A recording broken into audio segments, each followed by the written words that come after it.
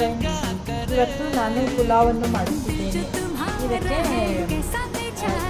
ಪುಲಾವ್ ಎಲೆ, ಯಾಲಕ್ಕಿ ಮತ್ತು ಕರಿಮೆಣಸನ್ನು ಹಾಕಿ, ಅಲ್ಲ ಮತ್ತು ಬೆಳ್ಳುಳ್ಳಿ, ಹಸಿ ಶುಂಠಿ ಮತ್ತು ಬೆಳ್ಳುಳ್ಳಿ ಪೇಸ್ಟನ್ನು ಮಾಡಿಕೊಳ್ಳುತ್ತಿದ್ದೇನೆ. ಅದರ ಜೊತೆಗೆ ಪುದೀನಾವನ್ನು ಮಾಡಿಕೊಳ್ಳುತ್ತೇನೆ. ಪುದೀನಾವನ್ನು ನುಣ್ಣಗೆ ರುಬ್ಬಿಕೊಳ್ಳುತ್ತೇನೆ. ಎಣ್ಣೆಯನ್ನು ಹಾಕಿದ್ದೇನೆ. ಇದಕ್ಕೆ ಸ್ವಲ್ಪ ಸಾಸಿವೆಯನ್ನು ಹಾಕಿ ಸ್ವಲ್ಪ ಅರಿಶಿಣವನ್ನು ಹಾಕಬೇಕು ಮತ್ತು ಪುದೀನಾ ಜೊತೆಗೆ ಸ್ವಲ್ಪ ಹಸಿಮೆಣಸಿನಕಾಯಿಯನ್ನು ರುಬ್ಬಿದ್ದೇನೆ. ಅರಿಶಿಣವನ್ನು ಹಾಕಿದ್ದೇನೆ. ಇದು ಚಟಪಟ ಅಂದ ನಂತರ ಇದಕ್ಕೆ ಮಸಾಲೆ, ಪುಲಾವ್ ಎಲೆ ಮತ್ತು ಮೆಣಸು, ಏಲಕ್ಕಿಯನ್ನು ಹಾಕುತ್ತೇನೆ. ಗೋಡಂಬಿಯನ್ನು ಪುಲಾವ್ ಚೆನ್ನಾಗಿ ಆಗಲು ಸ್ವಲ್ಪ ತುಪ್ಪವನ್ನು ಕೂಡ ಹಾಕಿದ್ದೇನೆ.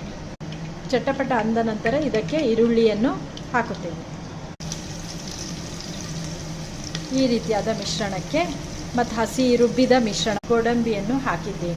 ಇದಕ್ಕೆ ಬೀನ್ಸು ಮತ್ತು ವಟಾಣಿ ಕಾಳು, ಗಜ್ಜರಿ, ಬಟಾಟಿ ಎಲ್ಲವನ್ನು ಹಾಕಿದ್ದೇನೆ ಮತ್ತು ಅದರ ಜೊತೆಗೆ ಹಸಿಯಾದ ಮಿಶ್ರಣ ರುಬ್ಬಿದ್ದನ್ನು ಕೂಡ ಹಾಕಿದ್ದೇನೆ.